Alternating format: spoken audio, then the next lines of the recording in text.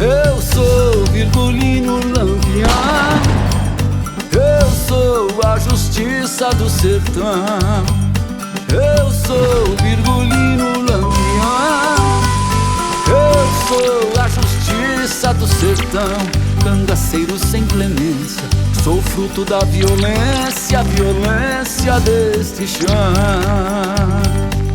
Junte o ódio e a vingança, o bem e a maldição, a coragem, a bravura e a pobreza do sertão. Junte tudo a injustiça, daí nasceu Lampião. Minha história no cangaço. Eu comecei com Antônio Silvino em Campina Grande, a partir de uma informação do meu pai. Mas nunca conheci Antônio Silvino naquela época, conheci a história dele depois. Mas como é que eu entrei no cangaço? Jornalista, trabalhava na TV Bandeirantes. Eu era editor de jornalismo das Bandeirantes. Aí um dia, um amigo meu chamado Laerte Fernandes, que era editor do Jornal da Tarde, do grupo do Estadão, meu grande amigo, falou: Mesquita, eu conheço uma pessoa que ela é empolgadíssima com a história do cangaço. Ela está defendendo tese, ela vai defender tese de doutorado em cima do cangaço, ela é historiadora, ela pesquisa muito o cangaço. E o que mais se destaca para vocês, que são homens de televisão, é que ela é uma mulher muito bonita. Uma mulher bonita que pensa, que fala de cangaço. Olha que coisa curiosa. Aí vai me dar o nome. Ok, me dá o nome dela e eu vou. Lógico, interessa?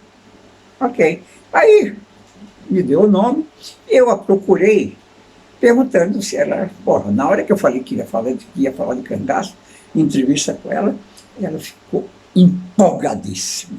Marcamos a entrevista.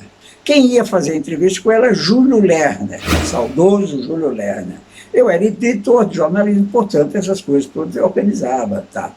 Eu ainda, nessa época, não aparecia no vídeo. Eu vim aparecer depois com o programa Cheque Mate, na TV Bandeirantes. Mas eu convidei a moça. E no dia da gravação, ela chegou. Quando ela entrou naquela gravação, o nome dela era Maria Bonita. Essa era Maria Bonita. A outra eu não sei não, mas essa era. Vocês não imaginam a beleza. Parece que quando ela entrou ali, ela iluminou toda aquela sala. As câmeras, todo mundo olharam para ela, foi lá para o fundo, foi se maquiar, tá? E, lógico, que eu também olhei e vi que, moça, que coisa! A beleza é a primeira coisa que você vê nas pessoas. Não adianta, entende? Mas aí ela foi para o ar. Ela foi para o ar e começou a falar do cangaço, das pesquisas, de todo o trabalho que ela estava fazendo. E ela falava com entusiasmo, dizendo que os cangaceiros foram vítimas de uma sociedade cruel, e falou dos coronéis, e foi falando, e falava de Lampião com entusiasmo enorme, enorme.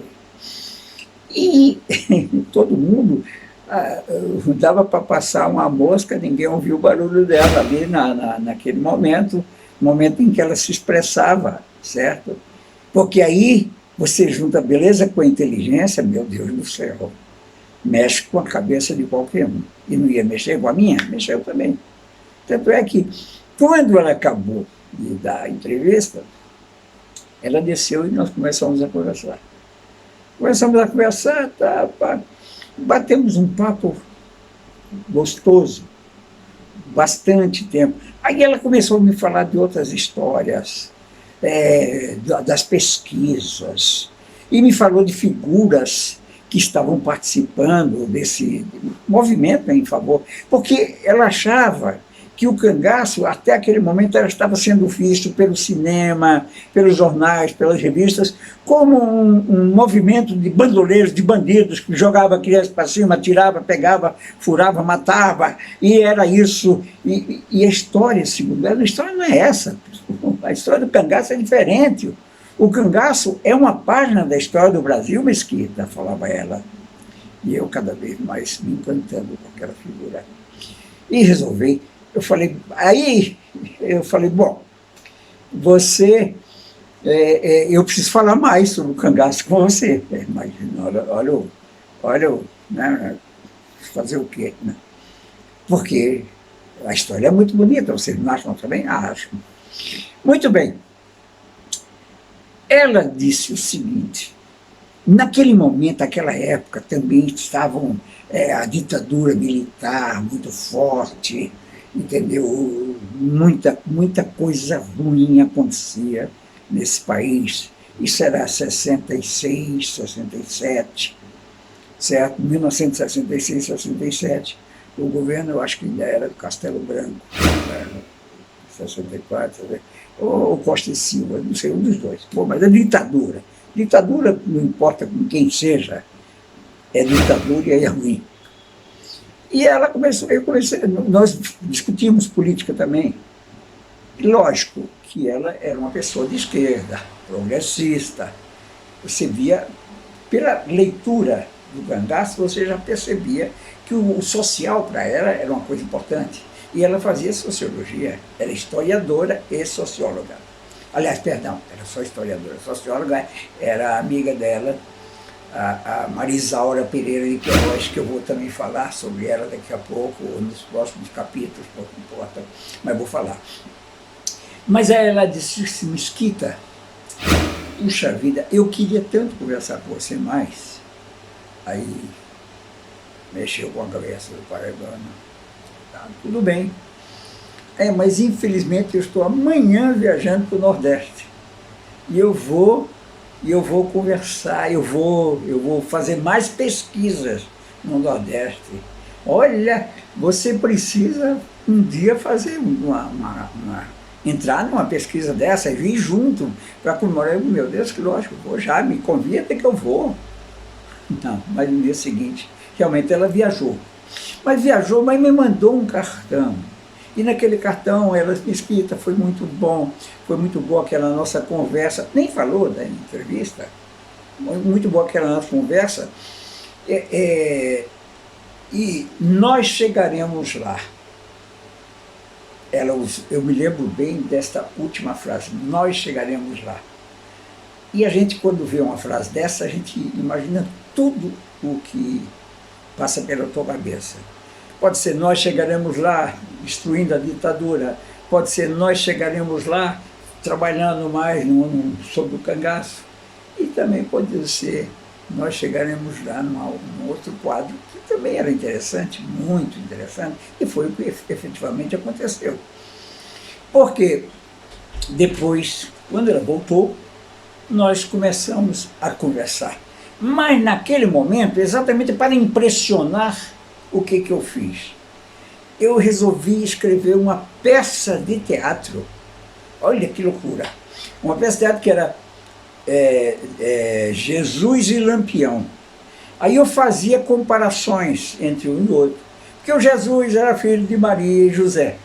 O Lampião era filho de Maria Soledade e José Ferreira. O Lampião tinha situações e lógico, numa peça a gente procura os caminhos e termina encontrando vários caminhos, certo? Mas eu peguei aquela peça, inclusive, eu levei para o Augusto Boal. O Augusto Boal ficou encantadíssimo com a peça, porque era cheia de enredos socialistas, cheio de conteúdo social, que era muito vigoroso naquela época de sofrimento de ditadura. Mas, é claro, que ao tentar levar para o teatro essa peça, que eu tenho até hoje, a censura falou, não, e não foi. Mas eu tinha a peça que era a chave para o início de um trabalho vigoroso sobre o cangaço. Porque quando ela voltou, eu mostrei para ela, já tinha mostrado a peça lógica, eu tinha já falado sobre isso. Mostrei, ela ficou super encantada, foi com ela que nós fomos lá, o Augusto Boal, etc. Tá? E a partir daí nasceu o meu interesse maior pelo cangaço. A partir daí eu entrei nesse balaio e comecei a conhecer muita gente, mas ainda não estava naquela fase de encontro com ex-cangaceiros, mas estava na fase de encontro com intelectuais da primeira linha abordando esse tema.